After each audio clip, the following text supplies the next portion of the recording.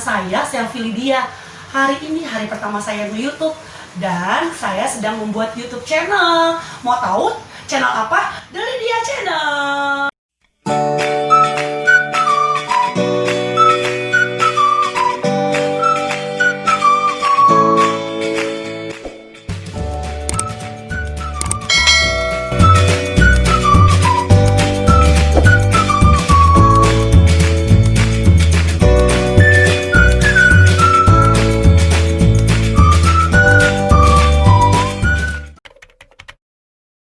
Saya dulu sakit jantung bawaan dari kecil. Umur 17 tahun, saya itu sudah mengkonsumsi obat jantung. Kenapa jantungnya baru ketahuan saya sakit jantung di usia 17 tahun? Karena mama saya bawa saya ke rumah sakit dan periksa bolak-balik ke dokter, dan tidak ada dokter yang berani untuk memutuskan untuk operasi. Dan saya sudah kenyang banget di operasi, udah kenyang banget di rumah sakit. 1 tahun itu bisa 8 kali masuk rumah sakit, dan sangat mengerikan karena hidup saya tergantung dengan orang lain, kepada mama, kakak, dan saya tidak bisa kerja apapun, dan agak mengerikan dan riskan sekali. Pada saat itu saya masih gadis, bukan sekarang, saya udah punya anak 2. Nah, teman-teman, kasihan banget kalau kita sakit itu tergantung banget dengan orang lain, tidak nyaman teman-teman. Nah, kebetulan saya punya pacar, dan pacar saya setia. 9 tahun kami menjalankan hubungan, dan beliaulah yang menjadi suami saya sekarang.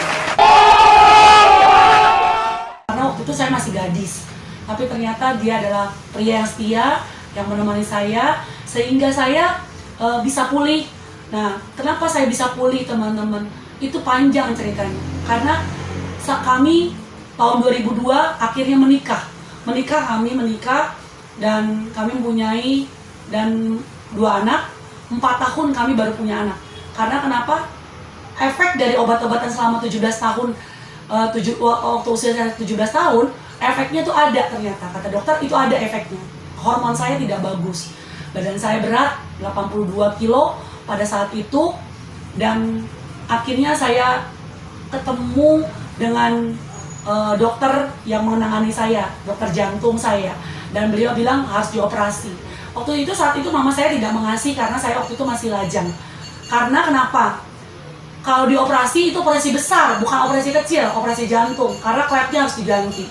Nah, itu bahaya banget untuk riskan kehidupan saya selanjutnya. Akhirnya saya menikah, dan saya menikah dengan suami saya, dengan kehidupan saya yang tetap masih pingsan, dan tetap masih berobat, dan tetap juga 1 tahun 8 kali untuk ke rumah sakit.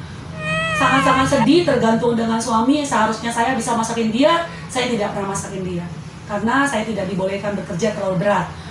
Karena kalau saya kerja, saya pingsan. Saya kerja, saya pingsan. Jadi beliau, udahlah, nggak usah dikerjain. Nah, akhirnya kami memutuskan untuk program menikah. Saya program bayi. Saya suntik hormon. Nah, suntik hormon teman-teman tahu sendiri dong. Badan makin bengkak. Wow. Hormon juga nggak bagus, haid nggak merata. Nah, akhirnya saya mengikuti program itu 1 tahun. Begitu saya lelah, hayati, akhirnya saya berhenti programnya. Saya nggak mau ikut program lagi. Saya bilang ya udah, kita berdoa aja, biar Tuhan kasih saya keturunan. 4 tahun saya menunggu, akhirnya lahirlah anak saya. 4 tahun.